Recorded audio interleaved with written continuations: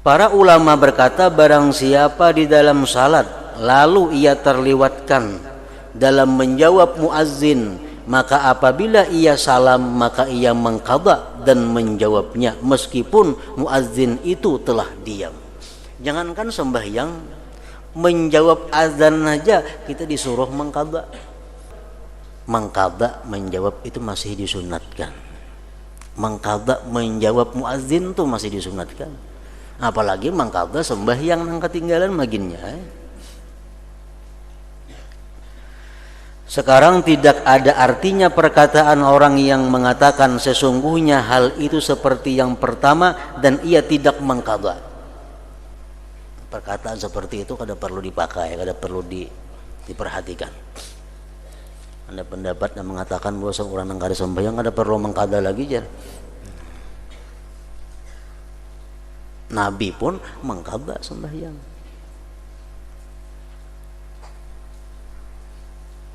Karena seandainya hal itu demikian, amunnya mengqadha tuh kada ada aturannya. Mun mengqadha tuh kada disuruh, niscaya Rasulullah SAW tidak mengerjakan salat itu dalam waktu karahah, dalam waktu makruh. Nah, sini mengqadha ba'diyah zuhur imba asar pada waktu makruh. Jaka yang mengqadha tu kadada kada sini mengqadha bang.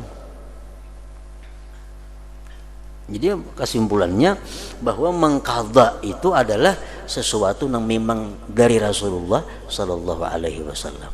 Baik mengqadha sembahyang wajib, baik mengqadha sembahyang sunat, baik mengqadha wirid-wirid yang lainnya. Memang bagi orang yang mempunyai wirid, misal sudah terbiasa membaca asar, membaca ratib, membaca maghrib, membaca macam-macam bacaan, Mbak Isa membaca ini, Mbak Juhur membaca ini, Mbak Subuh membaca ini, sudah jadi wirid hariannya. Mbak Subuh ratibul atas misalnya, Mbak Asar ratibul atas atau ratibul haddad sebagainya.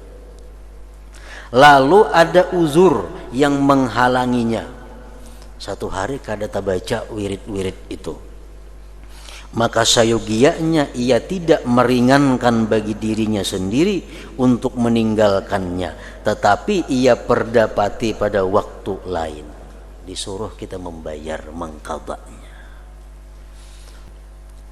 sehingga dirinya tidak condong untuk meninggalkan dan meringankan. Memperdapatinya itu baik sebagai jalan memerangi nafsu, dan karena bahwasanya Nabi SAW bersabda, ahabbul a'mal ilallah adwamuha wa in qalla. Artinya amal yang paling disukai kepada Allah Ta'ala adalah amal yang paling kekal terus menerus meskipun sedikit. Namun kita ada kesibukan pray, belanja lapang gawi, ada kesibukan pray, nah itu Allah kada suka. Allah suka amalan itu yang terus menerus, nang rutin walaupun sedikit.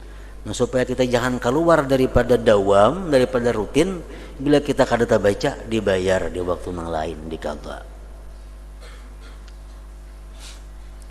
Dengannya dimaksudkan agar seseorang itu tidak terputus dalam terus-menerus beramal.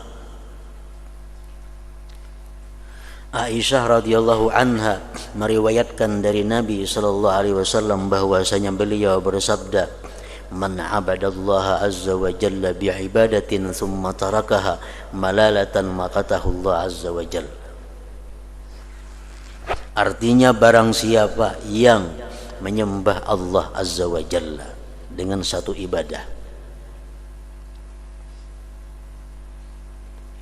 rutin, mbah maghrib membaca sab'un munjiat, mbah maghrib sab'un munjiat,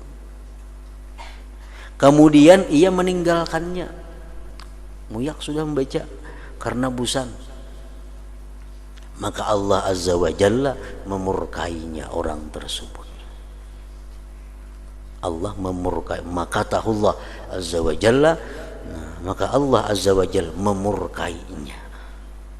Maka hendaklah dia takut untuk masuk di bawah ancaman Allah tadi. Makanya bila ketinggalan ada kesibukan, dibayar, di qadha di waktu yang lain, supaya jangan termasuk golongan ini. pentahkikan hadis ini, pemantapan hadis ini, bahwasanya Allah Ta'ala memurkainya karena ia meninggalkan ibadah itu karena bosan. Orang bosan tuh beribadah, Allah Ta'ala murka. Seandainya tidak karena kemurkaan dan dijauhkan, niscaya kebosanan tidak menguasainya. Artinya kalau kita tuh beribadah ada rasa bosan, tanda bahwa kita dimurkai Allah. Kalau kita kada dimurkai Allah, kita kada akan bosan beribadah kepada Allah. Ibadah yang bagus, yang rutin. Kenapa kapina asa bosan hari ini? Nah, berarti hari itu kita dimurkai Allah, sehingga kita bosan beribadah kepadanya. Kalau orang dicintai Allah, kada akan mau bosan beribadah, kada akan bisa muyak beribadah kepada Allah itu.